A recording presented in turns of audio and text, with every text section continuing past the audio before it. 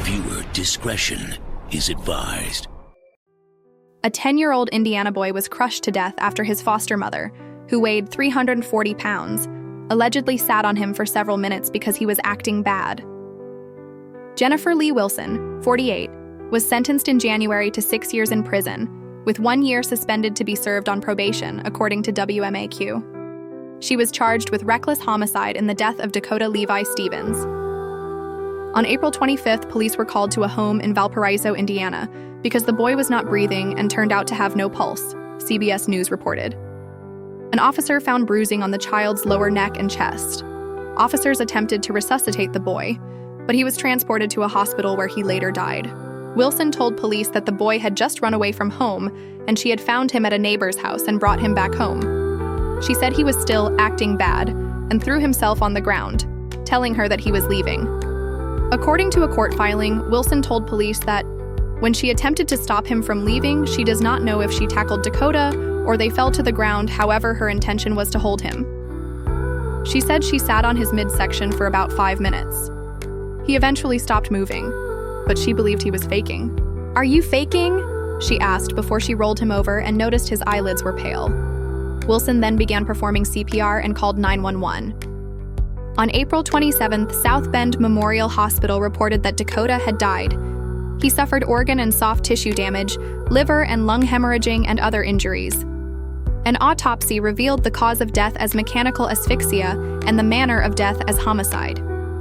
The neighbor told officers that Dakota ran to her house before the medical emergency and asked her to adopt him because his parents hit him in the face. The neighbor said she did not observe any signs of injury to the boy. Wilson then came to take her son back, the neighbor said. Dakota was 4'10" and 91 pounds, while Wilson was listed at 4'11" and 340 pounds. The court document said Ring doorbell footage was recovered, which shows Wilson lying on the boy's neck and head area while he screamed. The screams gradually fade before she notices he's not moving, and she can be heard shouting Dakota numerous times. She then tells one of her other children to phone 911. "I was laying on him and he was acting bad," Wilson is heard saying in the video.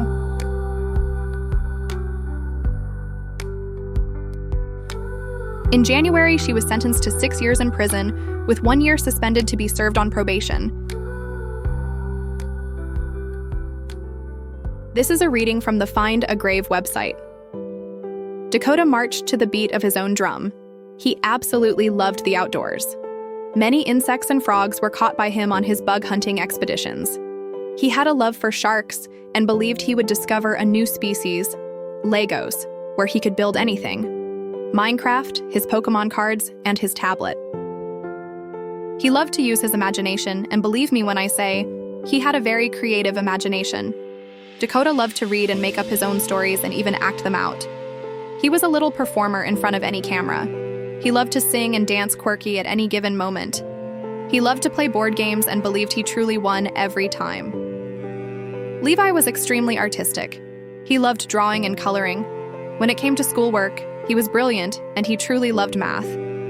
School, on the other hand, pretty sure he gave his teachers and staff a run for their money. If you know, you know.